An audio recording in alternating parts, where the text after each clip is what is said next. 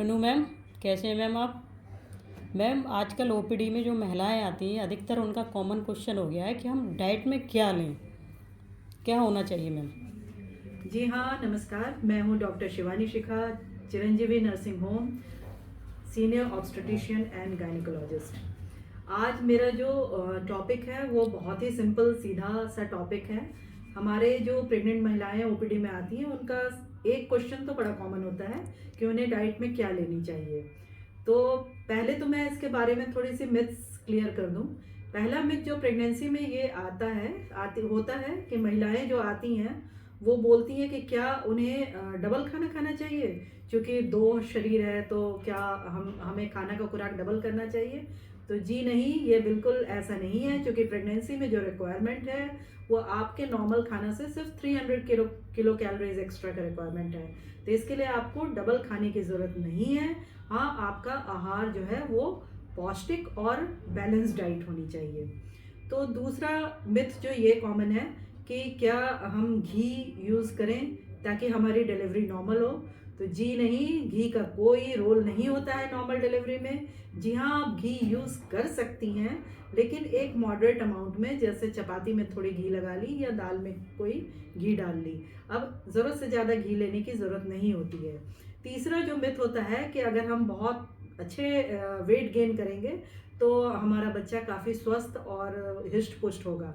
तो ये भी एक मिथ है, क्योंकि हम लोग जो प्रेगनेंसी में जो नॉर्मल काया की महिला है जिसकी बीएमआई नॉर्मल है, उनको हम लोग सिर्फ 10 से 12 केजी वेट गेन करवाते हैं, करने के लिए चाहते हैं, इनकरेज करते हैं कि 9 महीने में जो उनकी टोटल वेट गेन होनी चाहिए वो मात्र 10 से 12 केजी ही होनी चाहिए, उससे अधिक नहीं होनी चाहिए। अगर कोई अंडर वेट महिला है तो हाँ, वो 12 से 15 केजी तक की वेट गेन कर सकती हैं, और जो ओबीज महिला है या जो ओवरवेट महिला है उनसे तो हम और भी रिकमेंड करते हैं कि वो 7 से 9 केजी तक का ही वेट गेन करें, इससे ज़्यादा वेट गेन करने की ज़रूरत नहीं है। हाँ, आपका जो नॉर्मल डिलीवरी में जो यूज़फुल हो सकती है बातें, वो आपकी एक्सरसाइज, माइल्ड एक्सरसाइज करनी, वॉकिंग करनी, ये सब की मैं सलाह ज़रूर दूंगी कि आपको 15 टू 20 मिनट्स की वॉकिंग ज़रूर करनी चाहिए, मॉर्निंग इवनिंग।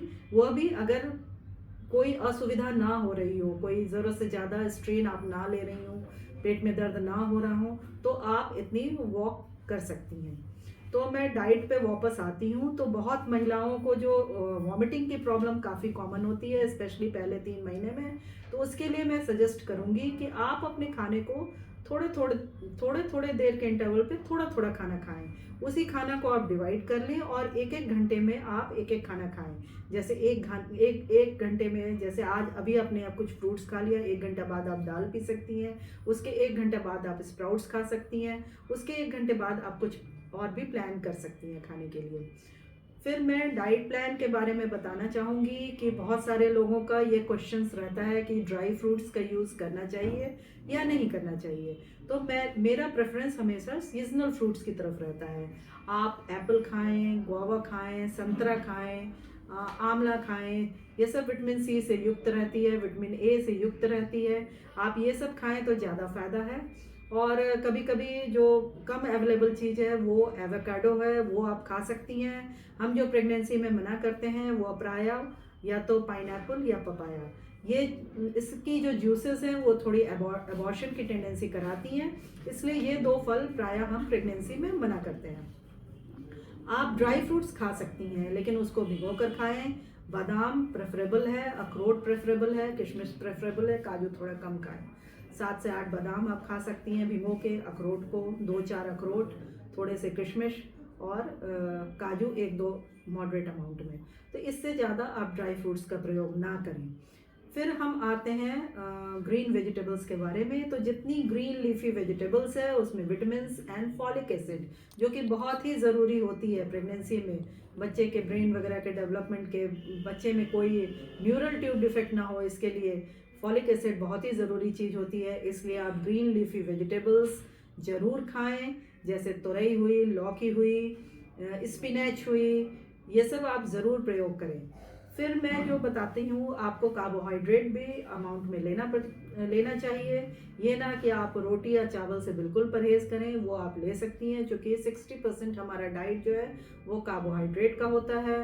तो आप कार्बोहाइड्रेट ले सकती हैं, चावल, रोटी, सूजी, पोहा, ये सब के फॉर्म में आप कार्बोहाइड्रेट्स ले सकती हैं।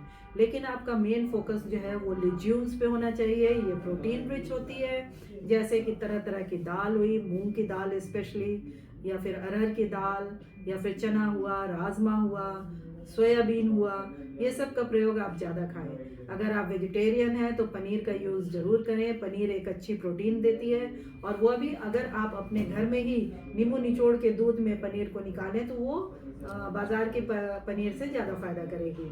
उसके बाद जो हम आपको बोलते हैं, अगर आप एग वगैरह खा सकती हैं तो आप बॉयल्ड एग का प्रयोग कर सकती हैं। चिकन वगैरह भी मॉडरेट अमाउंट में कम मसाले के साथ ले सकती हैं। फिर हम नेक्स्ट जो हम बोलेंगे वो आप सूप्स, सब्जियों का सूप बनाकर ज़रूर आप लेने की कोशिश करें। हाँ, कभी भी ओवर फीडिंग ना करें, जिससे कि आप वॉमिट करके सारी खानों को निकाल दें और आपके अंदर कुछ भी हाथ ना लगे। उसके लास्ट में हम ये कहना चाहूँगी कि आप ज़रूर बाहर के खाना का परहेज करें, क्योंकि बाहर के खाने में आपको ये होता है, आपको इन्फेक्शन का सोर्स होता है, आप कलरेंट्स यूज़ होते हैं, प्रिजर्वेटिव्स यूज़ होते हैं, जो कि आपको नुकसान कर सकती है। और सबसे अल्टीमेट पॉइंट ये है कि अपने आप को हाइड्रेटेड रखें, पूरे भरपूर अमाउंट में पानी पिएं। ये आपको यूटीआई इन्फेक्शन से भी बचाएगी, और आपके जो बच्चे के चारों तरफ जो एमनियोटिक फ्लूइड होती है उसमें कमी नहीं होने देगी।